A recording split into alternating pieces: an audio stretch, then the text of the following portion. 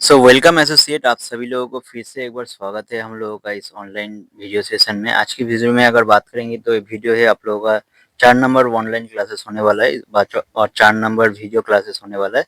तो आज की इस वीडियो में हम लोग जिस टॉपिक को लेके बात करेंगे वो है कि हम लोग जिस बिजनेस को कर रहे हैं, जो बिजनेस है डायरेक्ट सेलिंग बिजनेस। अच्छा, सभी लोगों को पता है ना कि हम लोग कौन सा बिजनेस कर रहे हैं। देखिए, इसके पहले भी हम लोग 3 वीडियो अपलोड कर चुके हैं कि नॉलेज पार्ट के ऊपर कि आप लोग कौन सा बिजनेस कर रहे हो, इस बिजनेस में कैसे आपको काम करना है, क्या काम करना होता है, आपका आईडी पासवर्ड जो दिया गया है उसके कैसे ऑपरेट करना है, उसके ऊपर हम लोग ऑलरेडी 3 वीडियो बना चुके हैं। तो उस वीडियो को भी देख लेना।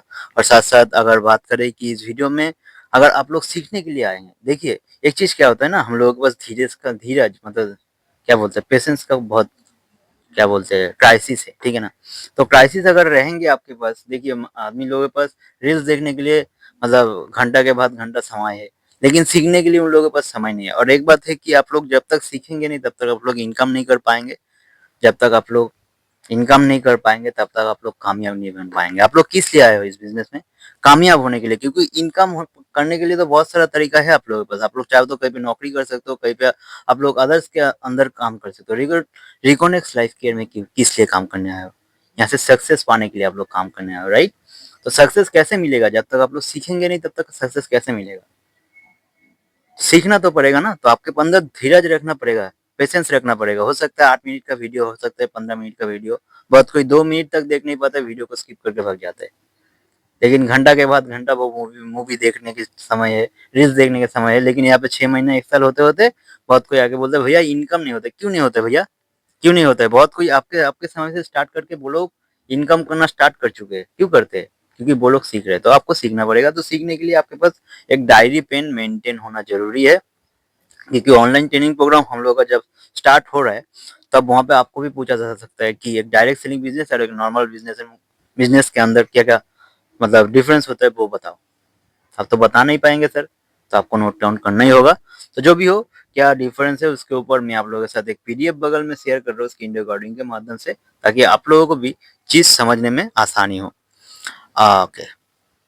तो सबसे पहले आते हैं एक नॉर्मल बिजनेस और एक डायरेक्ट सेलिंग बिजनेस में। सबसे पहला जो मतलब डिफरेंस होता है वो क्या होता है? इन्वेस्टमेंट। देखिए, आप लोग कहीं पे भी अगर एक छोटा या फिर बड़ा बिजनेस करने जाएंगे तो सबसे पहले आपको वहां पे सर इन्वेस्टमेंट करना होगा, right? Without investment you can not start any business. तो नॉर्मल बिजनेस अगर आप लोग स्टार्ट करना चाहते हो तो वहां पे आपको इन्वेस्टमेंट करना होगा। लेकिन डायरेक्ट सेलिंग बिजनेस की अगर बात करेंगे तो आप लोग कितना पैसा यहाँ पे इन्वेस्टमेंट किए हो सर? Ask yourself. आप क्या एक भी रुपया इन्वेस्टमेंट किए हो? आप लोग बोल सकते हो सर मैं यहाँ पे 4,000, मैं यहाँ पे 12,000, मैं यहाँ पे 16,000, 8,000 रुपया दे चुका हूँ। तो सर आपने मुझे 12,000 रुपया दिया, मैं इसके बदले में आपको ये मोबाइल दे दिया। तो सर ये क्या आपने इन्वेस्टमेंट किया? नहीं।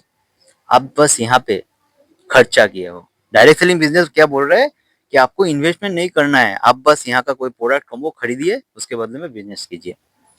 नेक्स्ट जो पार्ट में आते हैं वो है product cost, sorry product stock. आप लोग अगर कोई भी नॉर्मल बिजनेस करने जाएंगे तो जिस प्रोडक्ट को लेके हम लोग काम करते हो तो उस प्रोडक्ट को आपको स्टॉक करना होगा। क्योंकि क्या पता कब कौन कस्टमर कौन सा प्रोडक्ट आपसे मांग ले, कितना मांग ले, तो आपको उस प्रोडक्ट को स्टॉक करना ही होगा। लेकिन डायरेक्ट सेलिंग बिजनेस में डायरेक्ट सेलिंग कंपनी आपको क्या बता रहा है कि प्रोडक्ट हम लोग दे रहे हैं, आपको स्टॉक करने का जरूरत नहीं है। आप बस प्रोडक्ट को मार्केट में रिकमेंड कीजिए, जब कस्टमर का जरूरत होगा तब वो यहाँ से खरीद लेगा, उसके बदले में आप लोग इनकम कीजिएगा। नेक्स्ट पार्ट में अगर हम लोग आते हैं तो उसके 3 नंबर पार्ट में वो क्या होता है? रिस्क। अभी देखिए, कोई भी बिजनेस में अगर आप लोग इन्वेस्टमेंट करते हो तो सर वहाँ पे रिस्क तो रहेगा ही। बिजनेस चलेगा कि नहीं चलेगा, आदमी खरीदेगा कि नहीं खरीदेंगे, इतना इतना इन्वेस्टमेंट कर चुके हैं हम लोग इस बिजनेस में। लेकिन अगर हम लोग बात करेंगे कि डायरेक्ट सेलिंग बिजनेस के बारे में, वहां पे आप लोग तो कोई इन्वेस्टमेंट नहीं किए हो, तो वहां पे आपका रिस्क कहाँ पे रहेगा सर? रिस्क नहीं रहेगा, राइट? इसके बाद अगर बात करें कि मार्केट प्लेस में, देखिए कोई भी बिजनेस अगर आप लोग करेंगे तो उसके लिए एक मार्केट प्लेस ऑब्वियसली जरूरत होता है। आप अगर बात करेंगे कि मार्केट प्लेस, जैसे कि आप मान लीजिए कि ठंडा का देश में आप जाके कुल्फी बेच रहे हो, आपका व्यापार चलेगा कभी नहीं। अब अगर बात करेंगे और भी बात कि आप अगर चाहते हो कि आपका जो बिजनेस जहाँ पे आप लोग करते हो वो क्या होता है, आपका मतलब मोहल्ले तक एक ही मतलब वो सीमित रह जाता है। अब अगर उसको मोहल्ले से बाहर लेना चाहते हो तो वहाँ पे आपको अलग से एक ब्रांच करना होता है। लेकिन डायरेक्ट सेलिंग बिजनेस में आपको कोई ब्रांच, कोई शॉप, कोई शोरूम आपको खोलने का जरूरत नहीं है। आप ऑल ओवर इंडिया पे जहाँ से भी चाहो आप लोग इनकम कर सकते हो, आप लोग बिजनेस कर सकते हो। 5 नंबर आते हैं कि इनकम के बारे में। एक नॉर्मल बिजनेस में भी जैसे होता है, आप प्रोडक्ट लाए, कस्टमर के पास बेचे, वहाँ से आपका इनकम हुआ। डायरेक्ट सेलिंग बिज़नेस में आप लोग प्रोडक्ट को कस्टमर के पास बेचे, एज़ अ रिकमेंडेशन आपने बेचे, बस कस्टमर खरीदे, उसके बदले में आपका इनकम हुआ। नॉर्मल बिज़नेस में अगर आप लोग आपका बिज़नेस को एक्सपेंड करना चाहते हो, तो वहाँ पे आपको क्या करना होता है? एम्प्लॉयी रखना होता है।